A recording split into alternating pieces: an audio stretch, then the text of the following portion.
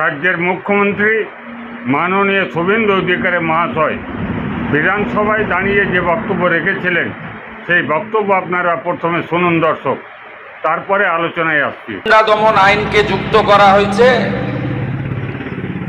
এবং প্রায় 70 জনকে চিহ্নিত করা হয়েছে,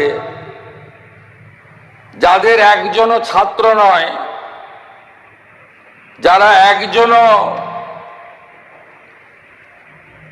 সেলফ ডিক্লেয়ার ককরোচ পার্টির মেম্বার নয়, যারা একজনও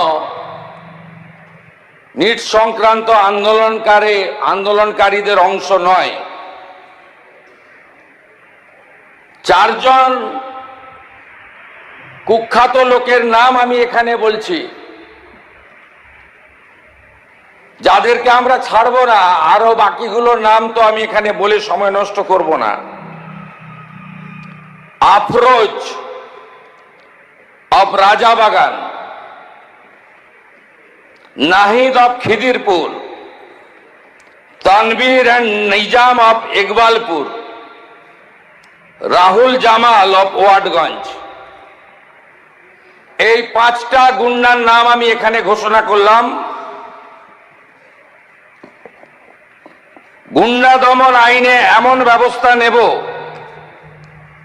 যাতে একদিন নয়, এই গুন্ডাদের 3 পুরুষ মনে রাখে। আপনারা শুনলেন দর্শক, রাজ্যের মুখ্যমন্ত্রী এবং পুলিশ মন্ত্রী মাননীয় শুভেন্দু অধিকারী মহাশয় বিধানসভায় দাঁড়িয়ে যে বক্তব্য রেখেছেন সেই বক্তব্য আপনারা শুনলেন। রাজ্যের মুখ্যমন্ত্রী শুভেন্দু অধিকারী মহাশয় তিনি তিনার বক্তব্যের মধ্যে দিয়ে পরিষ্কার করে জানিয়ে দিয়েছেন রাজ্যে কেন গুন্ডা দমন আইনের দরকার ছিল। ওই গুন্ডা দমন আইন দিয়ে ওই আন্দোলনে যাদেরকে গ্রেপ্তার করেছেন তাদের কঠোর থেকে কঠোরতম সাজা দেবেন।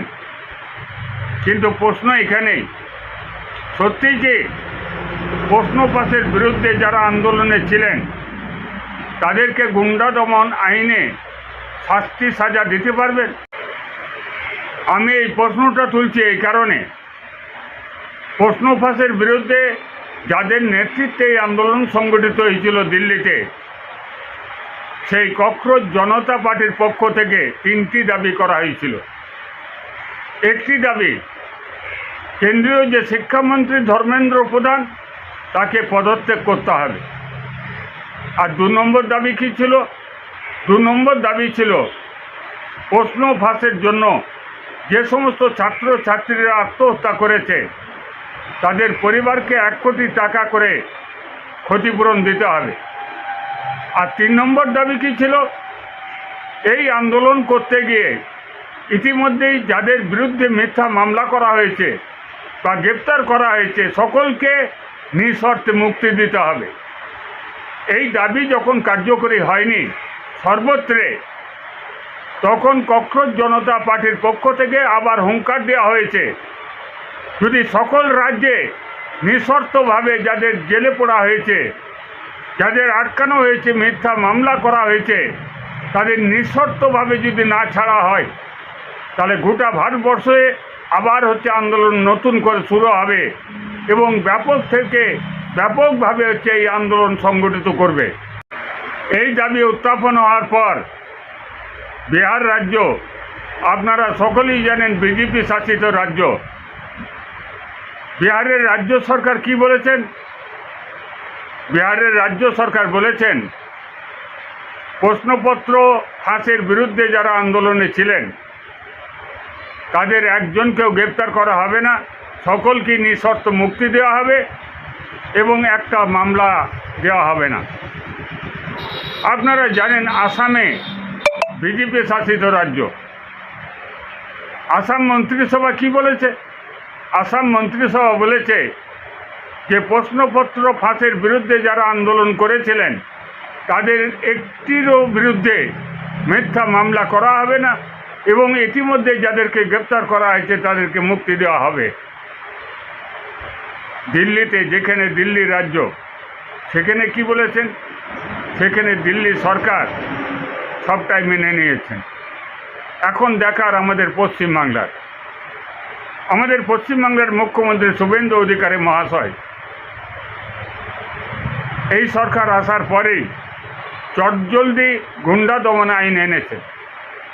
তিনি বলেছেন এই আন্দোলন করতে গিয়ে যারা গুন্ডামি করেছেন, সাংবাদিকদের মেরেছেন, তাদের আহত করেছেন, তাদের এই গুন্ডা দমন আইনে ঢোকানো হবে, কঠোর থেকে কঠোরতম শাস্তি দেওয়া হবে।